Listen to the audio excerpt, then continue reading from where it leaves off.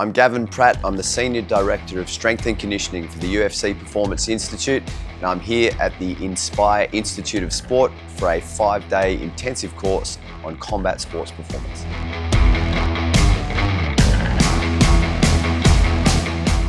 Sport's been a massive part of my life personally, probably since I was born. My parents are both into sport and still doing so, getting close to their 80s.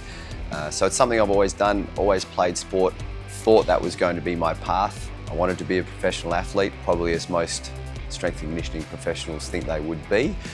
So as that path didn't eventuate, I ended up going down the strength and conditioning route. And I've been doing it now for about 25 years and worked with multiple sports in different countries, and it's been a great journey.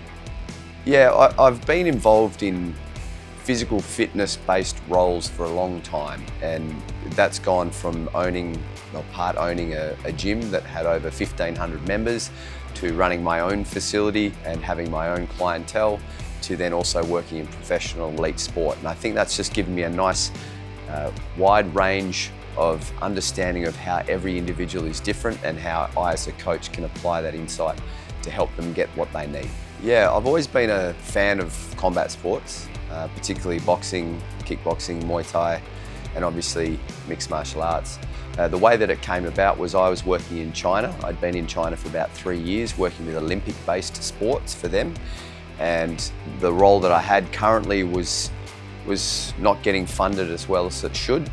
And the UFC so happened to create a performance facility in Shanghai, China. So with my background of time in that country, my small language skills and my experience as a coach, I was able to apply for that job and be successful to become the manager of strength and conditioning for the Shanghai Performance Institute, which was the first MMA academy of its kind in the world. Athletes with a background in wrestling are being very, very successful in the sport of MMA.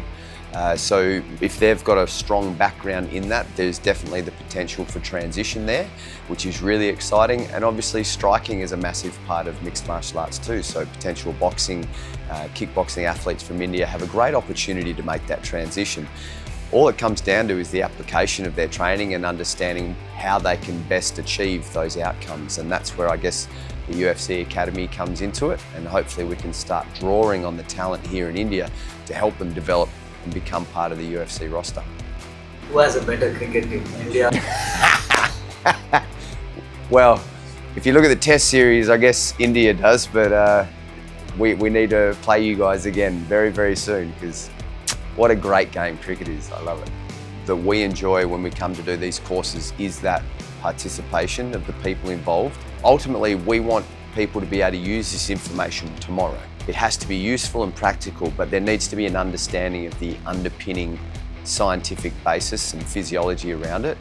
So I think having such a great mix of audience, from technical coaches to physiologists, data analysis, physio, and obviously S&C, has been really useful and beneficial, because we should all be connecting in a high performance environment.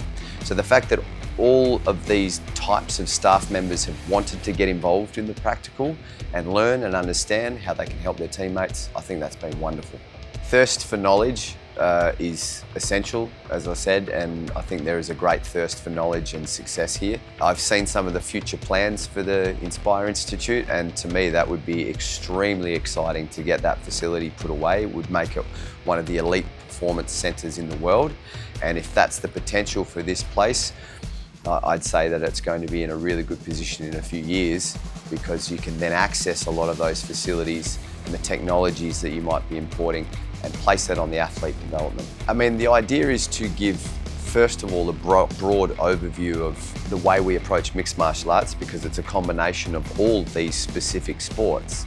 But it's always nice to be able to detail some certain elements for each of those sports as well. So we've tried to do that best we can, but then those conversations we have with the technical coaches are always going to be beneficial for us in strength and conditioning, because it helps shape our interventions. And if we can get ideas from them, and with our physiology background, then transfer that into the gym floor, that's going to give us the greatest opportunity for success, because we're working together to get the outcomes we need. Semi-professionally for me, that's as far as I got.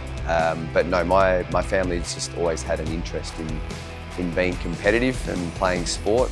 I think playing sport goes beyond being a professional sometimes. It goes to the point of you pushing yourself to your limits.